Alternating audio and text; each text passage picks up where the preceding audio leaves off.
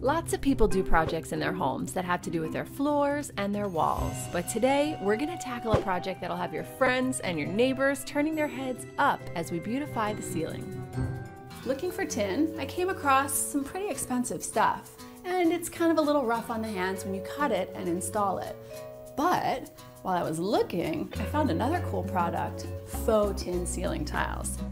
Now they're plastic, right? So they're flexible, they're beautiful, but even better, they're super easy to cut and you can glue or nail them up on the ceiling.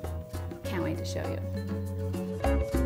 You know, if you're gonna do a project on the ceiling, it's very helpful to have a big ladder and maybe even a buddy. The first thing we need to do on this project is find our square footage for the area that we're working in.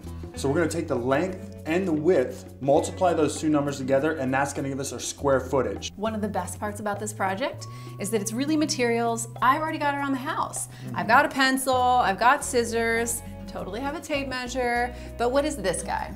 This guy's our chalk line, and what it's going to do is once we make two marks up on the ceiling, we want to connect those 2 points using this chalk line.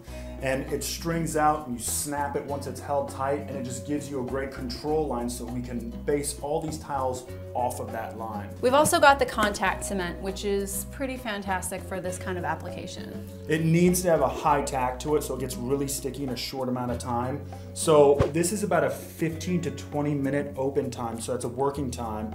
And then once it's ready, those two surfaces go together that have that contact cement on it and they bond together and they won't come loose. And we're gonna apply that using a roller.